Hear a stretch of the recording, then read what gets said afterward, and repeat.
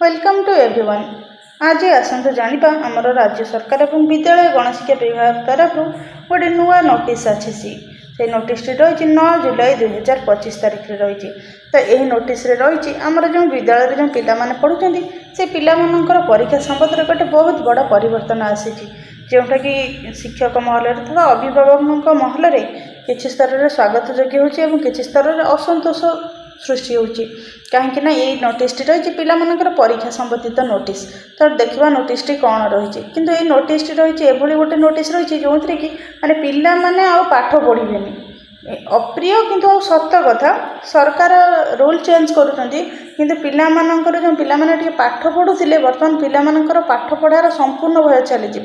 आगु तो जो गवर्नमेंट कर सिस्टम करी माने दंडमुक्त अंचल ठीक अच्छे किंतु पिला माने पाठ पढ़ा दरकार किंतु वर्तमान ये परीक्षा संबंध में जो लेटर टी जारी करा जायछि नुआ शिक्षा नीति अणा जायछि सेथिरे देखा गले 90% पिला माने भय शून्य होइजिवे पिलाମାନଙ୍କର पाठ प्रति ध्यान रहिबन। तथापि आम माने चेष्टा करिबा जो राज्य जो शिक्षक मंडल रही समस्ते चेष्टा करेंगे पिला किभली भल भाव में पढ़तु और क्वालिटी एजुकेशन हो। तो बर्तमान देखा लेटर टी कौन रही लेटर टी रही government of Odisha school and mass education department तरफ नोटिफिकेशन नंबर लेटर नंबर रही 18660। तो ये लेटर टी रही 9 जुलाई 2025 आज डेट्रे। तो लेटर टी रही in exercise of powers conferred by section 38 of the right of children to free and compulsory education act 2009 अर्थात 2009 मसीह ही पिलाମାନଙ୍କର फ्री एंड कंपलसरी एजुकेशन लागू करागला माने रूल आसिला। तो सेटा 2010 ठारू कार्यकारी करागला। तो the state government do here bye make the following rules further to amend the Odisha right of children to free and compulsory education rule 2010 namely अर्थात ये 2009 रे free and compulsory education rule करागला किंतु 10 ठारू सेटा को लागू करागला। तो सही रूल रे किछि गुडिए परिवर्तन आसी देखिबा कोन परिवर्तन आसी। शॉर्ट टाइटल एंड कमेंसमेंट अर्थात संक्षेप रे हमें बुझिबा this rules may be called the Odisha right of children to free and compulsory education amendment rule 2025 अर्थात ये जो free and compulsory education rule रही right of the children free and compulsory education तो तार परिवर्तन कर 2010 आसला। आम जो 2025 रूल अनुसार रही तो किसी नुआ धारा संयोग करा they shall come into force on the date of their publication in the Odisha gazette अर्थात ओडिशा गेजेट रे मध्य ये लेटर टी प्रकाश करा ए संबंध में समस्त तथ्य प्रकाश करा निर्देश दि जाएगी। आज तो लेटर आसला आसंता काली गेजेट रे आपण माने देखि परिबे एही लेटर संबंध रे एही नुआ रूल टी in the Odisha right of children to free and compulsory education rule 2010 after rule 14 the following rule shall be inserted namely. तो ये जो 2010 जो रूल थिला तो ये रूल टी माने परिवर्तन होइছে रूल 14 रे जोटा थिला कोन परिवर्तन होइছে देखिबा 14 ए रे रहिଛି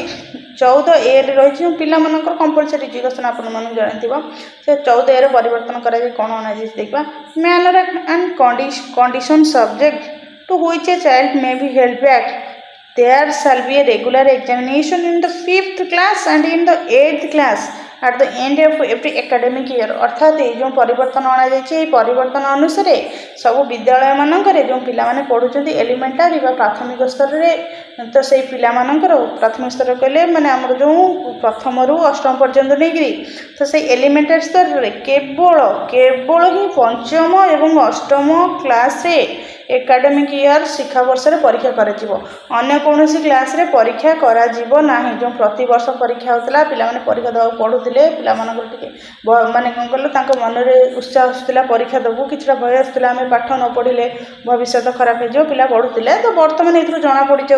जो सरकार नुआ रूल कर ठीक अच्छे किंतु आमको लगुच कि ना ये जो रूलटा रही यार किछिटा नेगेटिव इम्पैक्ट बहुत पड़ी पारे। तथापि देखा सरकार जो नुआ रूल कर भी किसी भी गोटे प्लस पॉइंट अच्छी प्लस पॉइंट कौन अच्छे आगु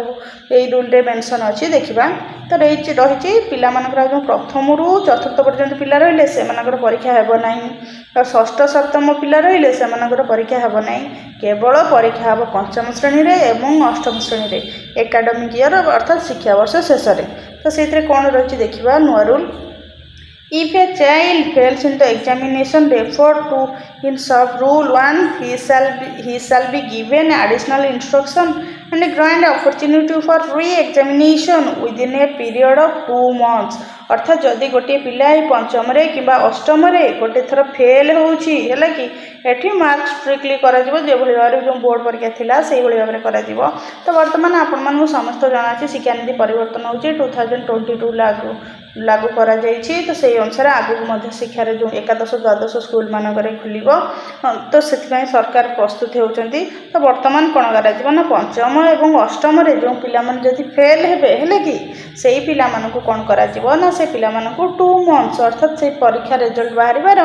2 मास मध्य रे पुणी date of declaration of the result अर्थात 2 मास मध्य रे पुणी आउ थरे परीक्षा दबाकू सुजोग दिया जिवो। तो जदि फेल हेतबे जेमति मैट्रिक रे सप्लीमेंटरी परीक्षा दउथिले। तो तापर रहिछि if the children appearing in the re-examination refer to in subject rule 2 fails to fulfill the promotion criteria again अर्थात जदि पिलाटी पुनर्बार 2 मास पर परीक्षा देबा पर fail हेउछि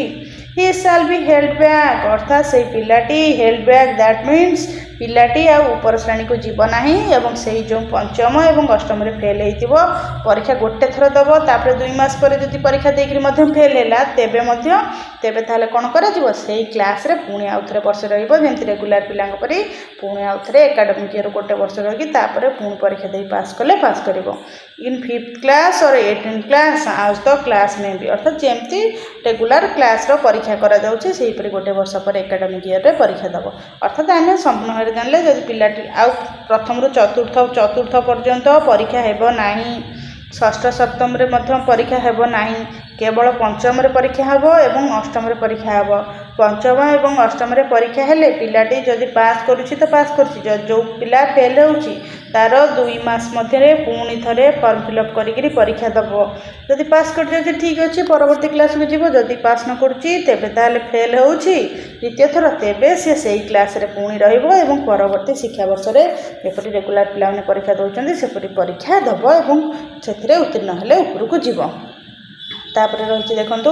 no child shall be expelled from any school till the completion of elementary education. एठी देखंतु point रहिछि कोनोसी भी पिलांगु जेतेबेले एलिमेंटरी शिक्षा समाप्त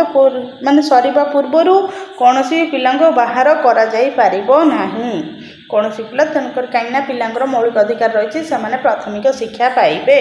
तो यहाँ ही होची आज लेटर तो सरकार लेटर तो आमर राज्य ओडिशार राज्य शिक्षा विभाग रे बहुत बड़ा परिवर्तन आसी केवल पंचम एवं अष्टम पिलांकर परीक्षा हेबो। तो ये जो लेटरटी रही लेटरटी लागू करा स्ट्रिक्ट माने निर्देश आसी आ समस्त डिपार्टमेंट को मध्य फॉरवर्ड करा देखो copy forward to gazette cell in-charge Odisha gazette cell commerce department with a request to publish the एवं notification in an extraordinary issue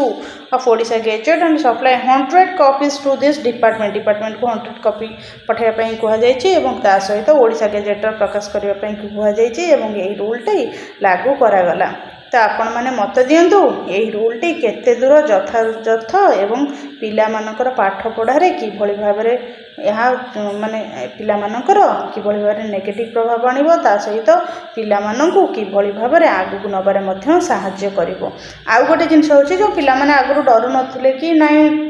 class तो प्रमोशन अच्छी कौन सी क्लास रे परीक्षा दौचु एमती अष्टम जाए चली जीवु किंतु सेटा आउ हेई परिबो नाही पिला माने एथिरे जानले पंचम अष्टम रे फेल हेले पुनी थरे से परीक्षा देले पास हेबे नले फेल हेबे। तो यहाँ हिथिला आजिर तथ्य। तो जदि आपण मानकु आम भिडियोटी भल लागिछि तेबे ताले एही परि नुआ नुआ तथ्य जानिबाकू आम चैनल टी को लाइक शेयर सब्सक्राइब करंतु।